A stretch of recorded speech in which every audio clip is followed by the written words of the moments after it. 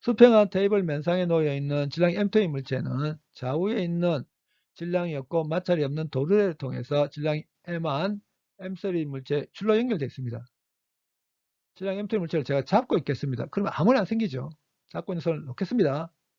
M1의 질량이 M3의 질량보다 큽니다.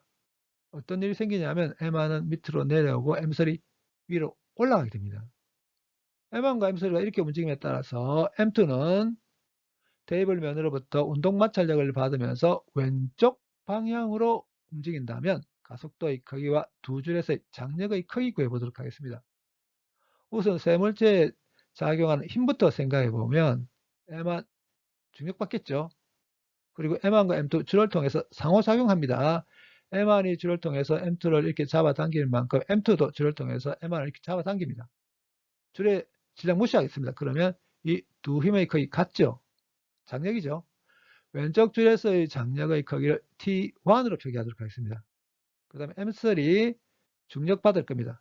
M2와 M3도 줄을 통해서 상호작용하죠. M3가 줄을 통해서 M2를 이렇게 잡아당길 만큼 M2도 줄을 통해서 M3를 이렇게 잡아당기죠. 오른쪽 줄에서도 줄의 질량 무시하겠습니다. 그러면 이 두 힘의 크기 똑같죠. 오른쪽 줄에서의 장력의 크기를 T2로 표기하도록 하겠습니다. 그 다음에 M2 중력받을 겁니다. M2는 테이블면과 접해 있죠. 수직 강력을 받게 될 겁니다. M2가 운동 마찰력을 받으면서 왼쪽 방향으로 움직인다고 했습니다. 그렇다면 테이블면에 의해서 작용하는 운동 마찰력은 오른쪽 방향으로 작용하겠죠. 이제 M1, M2, M3에 대해서 자유물체 도형 그려보겠습니다. M1에 작용하는 힘 두 개죠. 중력, 크기가 T1인 장력, M2에 작용하는 힘, 크기가 T1인 장력, 크기가 T2인 장력, 그리고 중력, 수직강력, 운동마찰력. 5개의 힘이 M2에 작용합니다. 그 M3에 작용하는 힘, 중력, 크기가 T2인 장력. M1은 밑으로 내려간다고 했습니다. 그래서 M1에 한해서 수직하게 밑으로 내려가는 방향을 Y의 플러스 방향으로 선택한 다음에 M1에 작용한 힘의 Y성분을 방향가에 생각해서 다 모으겠습니다. 두 개 있죠.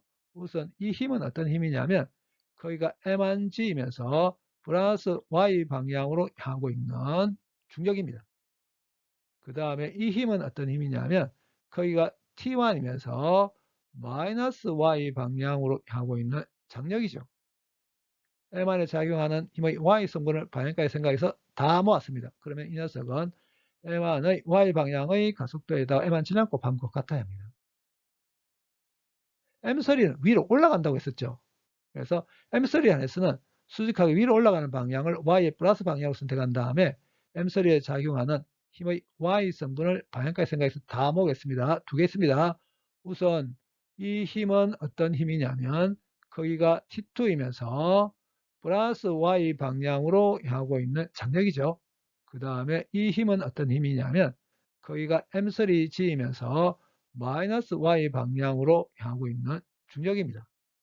M3에 작용하는 Y 방향의 힘을 방향까지 생각해서 다 모았습니다. 그러면 이 녀석은 M3의 Y 방향의 가속도에다가 질량 M3를 곱한 것과 같아야 합니다. M2에 한해서는 왼쪽 방향을 X의 플러스 방향으로 수직한 위쪽 방향을 Y의 플러스 방향으로 선택하겠습니다. 이렇게 한 다음에 M2에 작용한 힘 중에 힘의 Y성분을 방향까지 생각해서 다 모으겠습니다. 두 개 있습니다. 우선 이 힘은 어떤 힘이냐면 거기가 N이면서 플러스 Y 방향으로 향하고 있는 수직 강력이죠. 그 다음에 이 힘은 어떤 힘이냐면 거기가 M2G이면서 마이너스 Y 방향으로 향하고 있는 중력입니다. M2에 작용하는 힘의 Y성분을 방향까지 생각해서 다 모았습니다. 그러면 일반적으로 이 녀석은 M2의 Y 방향의 가속도에다가 M2의 질량 곱한 것 같아야 합니다.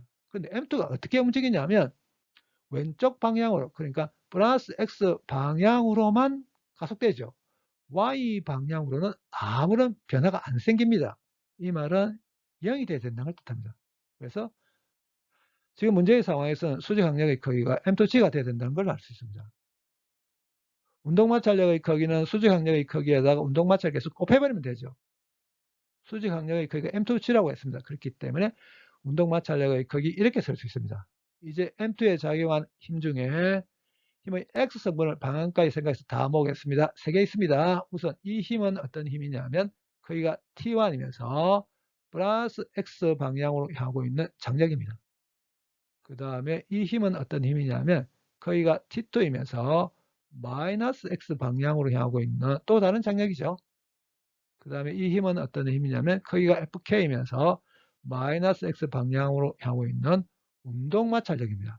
근데 좀 전에 운동 마찰력이 크기가 이렇게 된다고 했습니다. 이 녀석을 여기 대입해 버리겠습니다. 그럼 이렇게 바뀌게 되죠.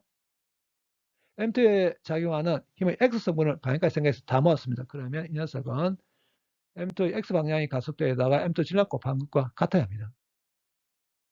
M1은 밑으로 가속되고 M2는 왼쪽 방향으로 가속되고 M3는 위쪽 방향으로 가속됩니다. 세 물체가 가속되는 방향이 다르죠. 가속되는 방향이 다르기 때문에 가속도 다릅니다. 방향이 다른 것도 가속도가 다른 겁니다. 그렇지만 M1이 내려온 만큼 M2는 왼쪽으로 M3는 위로 올라가게 되죠. 이 말은 M1, M2, M3가 갖는 가속도의 크기는 같다는 걸 뜻합니다.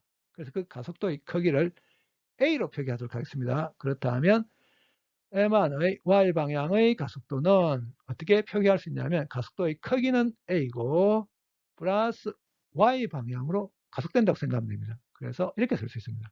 그 다음에 M3의 Y방향의 가속도의 크기는 A인데 플러스 Y방향으로 가속됩니다. 그래서 이렇게 쓸 수 있습니다. 그 다음에 M2의 가속도의 X성분 이 녀석은 또 어떻게 생각할 수 있냐면 가속도의 크기는 A인데 플러스 X 방향으로 가속된다고 생각하면 됩니다. 그래서 이렇게 쓸 수 있습니다. 그럼 이제 여기서 이 녀석을 식 1, 이 녀석을 식 2, 그리고 이 녀석을 식 3이라고 해서 식 1, 2, 3을 더해버리겠습니다. 그러면 좌변에서 마이너스 T1 플러스 T1 없어지고 플러스 T2 마이너스 T2 없어지게 되거든요. 좌변에 남는 거 이것만 남습니다. 그리고 우변에 M1A 보태기 M2A 보태기 M3A는 이렇게 쓸 수 있겠죠. 그래서 가속도의 크기가 이렇게 됩니다. 주어져 있는 값들 다 대입해서 가속도의 크기 구해보면 2.31 m/s 제곱됩니다. 앞에서 식 1입니다. 여기서 T1이 이렇게 되거든요. 질량 M만 대입하고 중력 가속도 앞에서 구한 가속도의 크기 대입해서 T1 구해보면 30N 됩니다. 그 다음에 식 2입니다. 식 2에서 T2가 이렇게 되거든요. M3 질량 대입하고 중력 가속도, 가속도의 크기 대입해서 T2 구해보면 24.2N 됩니다. 근데 이제 테이블과 M2 사이에 마찰이 없다고 가정하겠습니다. 테이블과 M2 사이에 마찰이 없으면 가속도가 커집니다. 그래서 가속도의 크기 마찰이 없을 경우에 이렇게 됩니다. 주어지는 값들 다 대입해서 마찰이 없을 경우에 가속도의 크기 구해보면 2.8m/s 제곱됩니다.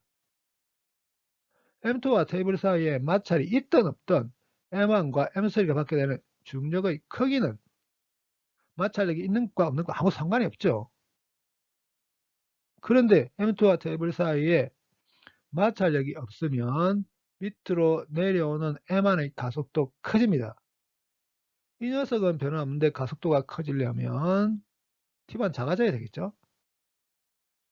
그 다음에 M2와 테이블 사이에 마찰력이 없으면 위로 올라가는 M3의 가속도 커집니다. 이 녀석은 변화없는데 가속도가 커지려면 T2 커져야 되겠죠. 그래서 M2와 테이블 사이에 마찰력이 없다면 T1은 감소하게 되고 T2는 증가하게 됩니다.